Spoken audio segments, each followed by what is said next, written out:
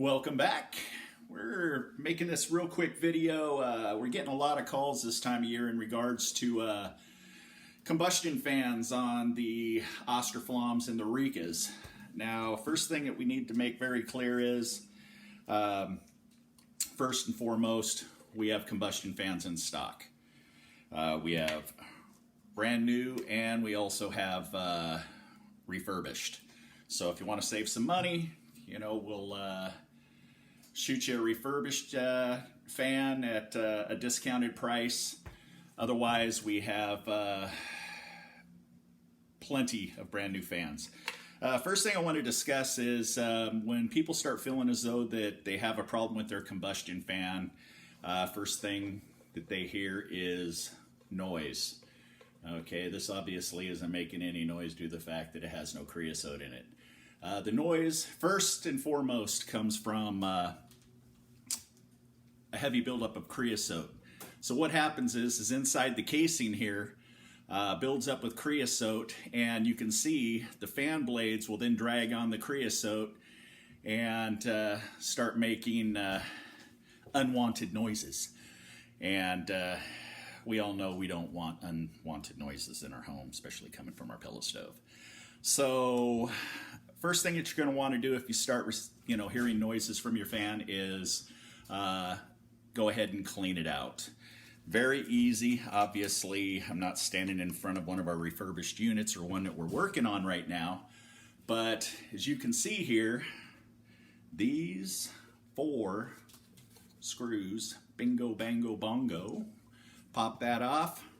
Be very careful with the gasket underneath. If the gasket rips, make sure that you get either a new gasket from us, which we recommend, but in a pinch, you can get some 2000 degree sealant and put it underneath. We recommend Millpack. Millpack is designed to break free once you separate the parts compared to, say, a Rutland high temp silicone.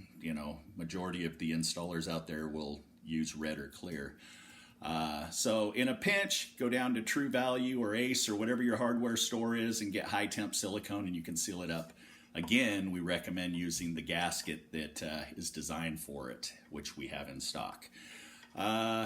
So if you're hearing issues from your fan,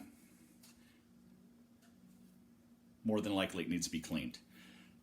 Second, this is your low limit switch that's right on the housing of the fan. This low limit switch, believe it or not, we've had some show up with 120, 2120, and also 2140.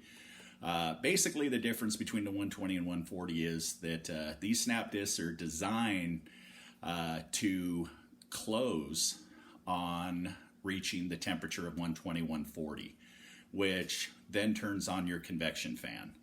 If you find that your stove runs, your convection fan or your stove basically shuts down, is what happens when you have a bad low limit switch, is your stove will go through shutdown mode as soon as it reaches its, well, it depends on what type of pellets you're burning and how much heat you're pumping through, but on average, anywhere from roughly around 10 minutes is when your low limit will end up closing.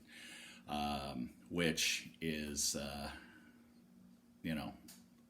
just a rough guesstimate. But if your low limit is bad, give us a call. We got them in stock. Shoot one right out to you. One way to determine if a low limit switch is bad is you can actually jump the connectors. So you can get yourself, don't do anything stupid and just say, oh, off-grid stoves told me to do it, and then shock yourself, and then next thing you know, you have a issue. What we recommend is, or what I do, just because I do it all the time, is I use a paper clip. And you can't be the plastic coated, it's got to be the metal, and you can jump the two together, and what it's going to do is create a continuous circuit, and it'll turn your fan on, your convection fan. So that's a good way to test your snap disc. This unit here, as you can see, this is designed for the Rika Integra 2 or the Vizio or the Premio. Okay, that's with the digital connections. I don't have one with the Integra 1 connections, but this connection setup will not work with the Austroflamm pre-2006 Integra ones. So we have them in stock, and basically they're just eliminating these connectors, and then they just have proper connections to run to your wiring block on your Integra 1. So we have both in stock, Integra 1 pre-2006, Integra 2 2006 and newer. Let's see here. This fan is dialed in with a capacitor. So it's hard to go out and get yourself a fan aftermarket in order to hook up to the Austroflamm. You're going to really have to know what you're doing in order to, finagle a capacitor in there for you to run properly. So we don't, recommend that you try to rewire this fan for any other application other than what it's designed for. The way that a combustion fan works, and I'm just going to make this really brief, is when the stove turns on, the combustion fan starts out slow. It creates a negative pressure inside of your stove. First thing it does when it turns on is it draws fresh air in through the back of your stove at the fresh air inlet. When you're standing looking at it from a rear view, the fresh air inlet is on the left-hand side.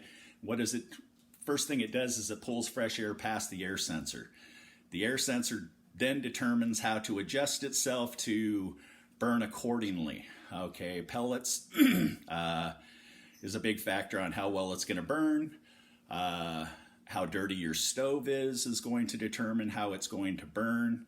The number one problem with issues is the stove will be too dirty, or a real quick easy check is the burn pot. If the burn pot's plugged up and you have no oxygen portholes that can allow proper airflow in, your stove's just going to start wigging out and you're going to have issues.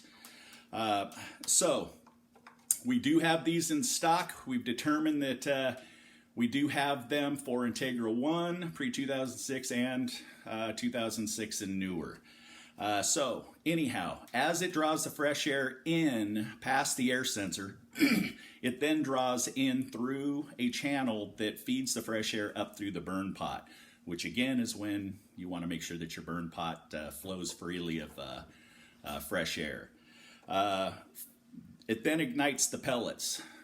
From that point, the combustion fan draws the combustion air over the back firewall past the heat exchange system and draws it through your burn tubes into your combustion fan and then releases it into your chimney system. If at any time you have restrictions on your exhaust port, as in let's say that you have your system that's running to a T, that then directs up your chimney, say for an insert, or your stove shoots out to a T and then directs up the side of your house, or even, whatever, to a T. Check the T, make sure that you're not having a heavy buildup of creosote beyond the exhaust port, because if your stove has to push too much pressure in order to vent properly, it's going to mess with the air return or the air sensor, and then your stove's going to start having issues. This is why we highly recommend, if you're going to deal with trying to repair the Austroflamm yourself, contact somebody like Off Grid Stoves and More to lead you down the correct path instead of just process of elimination. Okay, when you have individuals that try to fix their Austroflamms, there's a lot of people out there that say that they know how to repair pellet stoves, but that can be very costly if by chance you have a gentleman that's running off the process of elimination.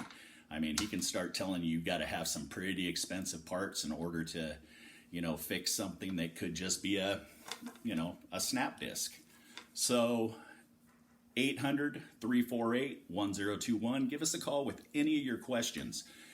We are one of the main distributors I should say the only distributor for hard to find parts on Austroflamm and Rika in the US. 800-348-1021. If you have any more questions on your fan, give us a call. We are here to help. We will help. We will get you up and running. You know, I'm going to say it again. Austroflamm and Rika is the best stove ever made. Just ask an Austroflamm owner. Have an awesome day. See ya.